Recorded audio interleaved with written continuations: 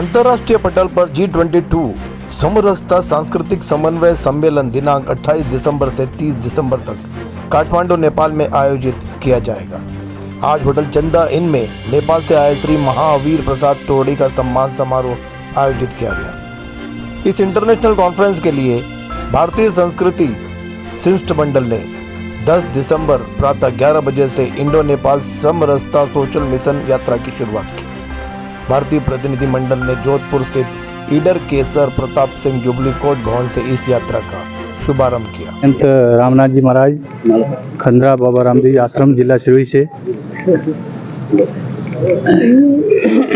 नेपाल में जो काठमांडू में कार्यक्रम आयोजित हो रहा है G20, इसका आगाज भी जोधपुर के न्यायालय परिसर से शुभारंभ किया गया है। इसके लिए आपको टोडी जी को बहुत बहुत धन्यवाद देता हूँ, जिन्होंने ऐसी विशाल कार्यक्रम को आयोजित किया और कर रहे हैं। पिछले हमारे गुरुवर पोम जी महाराज के 35 साल से शिष्य रहे हैं। गुरु महाराज के आशीर्वाद से, गुरु जी के सानिध्य से टोडी साहब ने डिग्गी में समूह लगन का आयोजन किया 2011 में। उसमें महाराज जी का सराहनीय योगदान रहा था। उनके आशीर्वाद से 101 कन्याओं का विवाह कराया था। उसके मैं तहे दिल से इनका धन्यवाद ज्ञापित करता हूँ। अंतर्राष्ट्रीय समरसता मंच के सलाहकार श्रीमती दीपिका सोनी एडवोकेट राजस्थान उच्च न्यायालय जोधपुर ने बताया कि ईडर केसर प्रताप सिंह की मूर्ति पर माल्यार्पण पूजा अर्चना करके काठमांडू नेपाल के लिए जोधपुर के भामाशाह ठेकेदार कालूराम सोनल के नेतृत्व में एडवोकेट कुलदीप प्रसाद शर्मा, लाल बहादुर, प्रमोद कुमार, विवेक स्वामी, श्रीमती परसेता राव, राजवीर सिंह चौहान, गणपत सालेजा, संत रामनाथ महाराज, बाबा रामदेव आश्रम खंडरा सिरोही, संत नामक दास महाराज, संत कबीर दास आश्रम बड़ी खाटू नौगरी, श्रीमती अनिता मेहता, नमन कुमार वर्मा, महेश कुमार पवार, प्रेम सिंह किशोर इत्यादि ने यात्रा की शुरुआत की। समाज सेविका और शिक्षाविद मैं 2007 से टोडी साहब के साथ जुड़ी हुई हूँ और यहाँ पर शिक्षण संस्थाओं के माध्यम से और महिला सशक्तिकरण के क्षेत्र में हम ये प्रयास कर रहे हैं कि किसी भी तरह से हमारा जो ये मिशन है उसको हम सफल बनाएं। हमारा मिशन ये है कि वैदिक सभ्यता और संस्कृति जो हमारी प्राचीन काल से चली आ रही है उस सभ्यता संस्कृति को यथावत बनाए रखें और उसमें जो संस्कृति से भटक गए हैं उन्हें वापस लाने का प्रयत्न करें। इसके अलावा हम वीटो पावर के लिए भी इनके साथ मिलकर कार्य कर रहे हैं और महिला सशक्तिकरण के क्षेत्र में हम जगह जगह पर्यावरण संबंधी, शिक्षा संबंधी जो भी काउंसलिंग है वो करते हैं। महिलाओं को रोजगार के लिए मुआयन कराने की कोशिश करते हैं, जैसे सिलाई मशीन देना, ब्यूटी पार्लर संस्था को बढ़ावा देना और महिलाओं को सरकारी और गैर सरकारी योजनाओं के बारे में जानकारी देना ताकि उनका मिशन सफल हो सके और वो आत्मनिर्भर होकर अपनी रोटी कमा सके। इसके साथ हम लोग महावीर विकलांग सहायता समिति से मैं जुड़ी हुई हूँ, वहाँ पर उपाध्यक्ष भी हूँ। उसके माध्यम से भी हम कई लोगों को सिलाई मशीन, 100 सिलाई मशीन और इसके अलावा आटे की चक्की तथा अन्य चीजें भी उनको मुहैया कराते रहते हैं। और आज हम टोडी साहब के यहाँ जोधपुर आने पर उनका सूर्य नगरी में भव्य स्वागत और अभिनंदन करते हैं। जिस मिशन के लिए G20 मिशन के लिए ये आगे बढ़ रहे हैं वे सफल हो और इनका मिशन, जिस मिशन में हम सभी जुड़े हुए हैं, सभी संत महादेव जी की सबकी कृपा इन पर असीम बनी हुई है और ईश्वर की कृपा के साथ ये अपने मिशन में सफल हों, इसके लिए मैं बहुत बहुत शुभकामनाएं और बधाई देती हूँ। धन्यवाद। कितनी महिला जा रही है सर नेपाल? कम से कम 51 महिलाएं जा रही हैं। जोधपुर के तो नहीं कहूंगी, जोधपुर से थोड़ी बहुत, जैसे ये दीपिका जी जा रही हैं, बाकी और जगह से भी, सब जगह पूरा भारत इससे जुड़ा हुआ है। संस्था की एडवाइजर भी हूँ और इतने साल से इनके साथ जुड़ी हुई हूँ। भारतीय सभ्यता संस्कृति के प्रोत्साहन हेतु शिक्षा के माध्यम से बालिका शिक्षा, महिला शिक्षा के क्षेत्र में भी कार्य कर रही हूँ। आपका परिचय मैम? मेरा नाम अनीता मेहता है। मेरी एक संस्कृति फाउंडेशन है और इसके साथ साथ मैं शिक्षाविद हूँ। मैं रिटायर्ड प्रिंसिपल हूँ और आपके साथ 2007 से जुड़ी थी और अभी तक जुड़ी हुई हूँ। और इन्होंने मुझे गांधी शांति अवार्ड से भी नवाजा।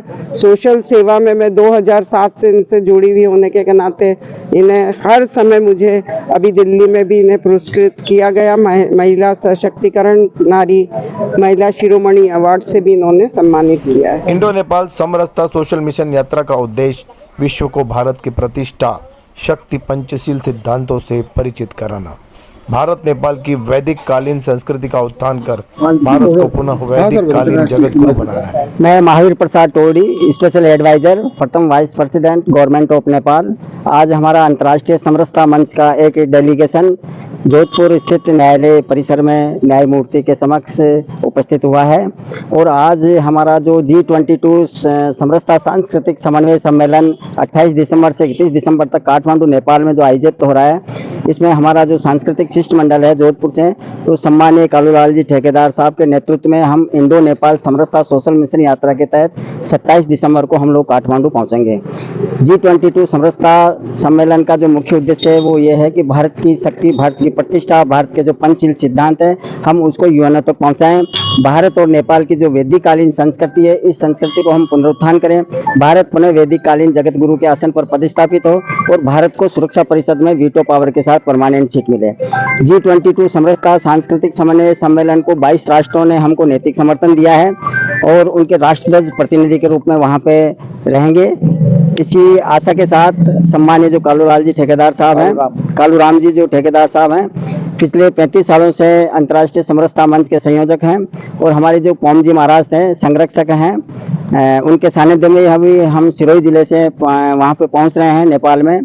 और नागौर जिले से हम लोग, हमारे जो डॉक्टर हमारे संत हैं कबीर संत आश्रम के नानकदास जी महाराज, इनके आश्रम में एक डेलीगेशन वहाँ पहुँच रहे हैं। तो हम लोग पूरे विश्व को ये बताना चाहते हैं कि आज जो एशिया का नेतृत्व जो चाइना कर रहा है सुरक्षा परिषद में, जिसकी सभ्यता और संस्कृति केवल 2 या 3 कंट्रीज से मिलती है, जबकि भारत की सभ्यता और जो संस्कृति है वो पूरे एशिया के 52 कंट्रीज से मिलती जुलती है।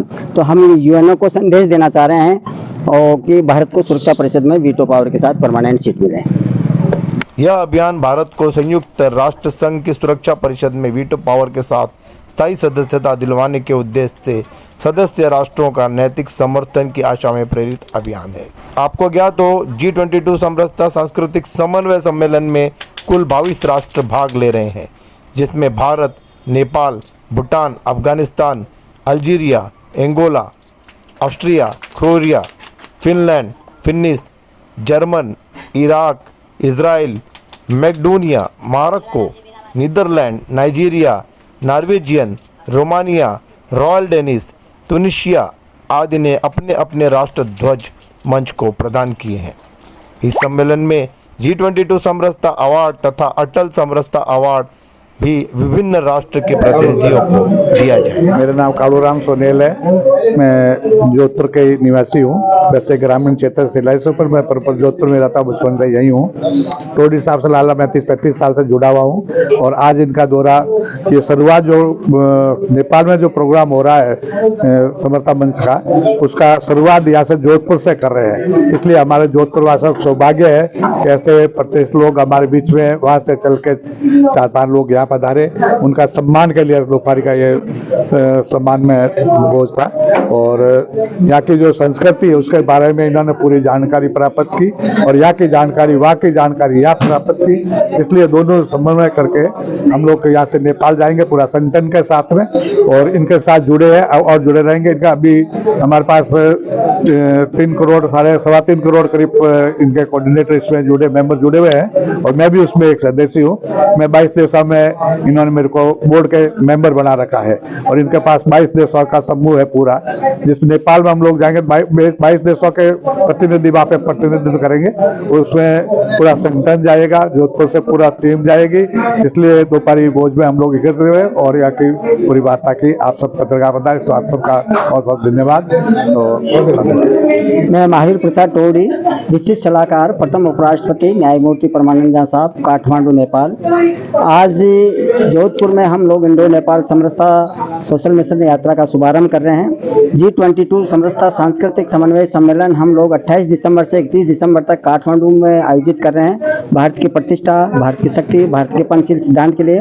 और उसमें पहली बार हमारा जो अंतर्राष्ट्रीय समरसता मंच है वो G22 समरसता अवार्ड के लिए हमने हमारे कालूराम जी जो सोनेल साहब हैं, ठेकेदार हैं और हमारे मंच के प्रेरणा स्रोत भी हैं, संरक्षक के भी हैं, 40 साल से हमको सेवाएं दे रहे हैं। उनका हमने पहला सम्मान वहाँ पे रखा है G22 समरसता अवार्ड के लिए। आज यहाँ पे हम लोग सब प्रतिभोज में अभी एकत्रित हुए हैं और जोधपुर शहर के महनीय एवं प्रबुद्ध व्यक्ति इसमें सम्मिलित हुए हैं। हमने सभी महनीय एवं प्रबुद्ध व्यक्तियों को आमंत्रित किया है कि भारत और नेपाल के बहुआयामी संबंधों पे आप हमारा आमंत्रण स्वीकार करें और G22 समरसता सांस्कृतिक समन्वय सम्मेलन में 28 दिसंबर को आप काठमांडू पहुंचे।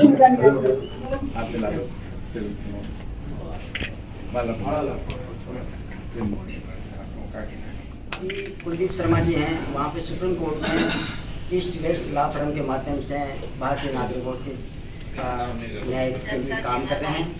हमको गर्व है मेरे बेटे। ओके सर, 35 साल आप बहुत लंबे कार्यरत हैं, इसमें आपने क्या क्या उपलब्धियां हासिल? बहुत सारी उपलब्धियां हासिल हुई। मैं नेपाल से राष्ट्रपति अवार्ड से सम्मानित हूँ, इंदिरा गांधी अवार्ड से। लोगों के लिए क्या क्या? लोगों के लिए उत्थान के लिए हमने बहुत सारे काम किए। जब गरीब परिवार से जो अनपढ़ लोग थे उनको पढ़ाई शिक्षा के क्षेत्र में आगे बढ़ाए। हॉस्पिटल में हम लोग से कि अब महिला छात्रावास जोधपुर में बना रहे हैं। बहुत सारा आयोजन हमारे जो संगठन वो कर रहा है। नशा मुक्ति अभियान जो गाँव में चल रहा है, ये जो सरकारी योजना जो बना रखी सरकार ने वो गाँव तक पहुँच नहीं पा रही, वो हम लोग की संस्था के माध्यम से घर घर तक पहुंचा रहे हैं। इसके ये सब कार्य हम लोग कर रहे हैं। आगे आपका क्या रहेगा? हम यही करेंगे आगे, इस समाज को आगे कैसे बढ़ाया जाए, भारत की जो संस्कृति है इसको आगे कैसे बढ़ाया जाए। पूरा देश हम कई देशों में इसको फैलाए जा रहे हैं। सर साहब के साथ पूरा मिलकर फैलाएंगे। धन्यवाद। Available on Google Play and App Store. Download it now.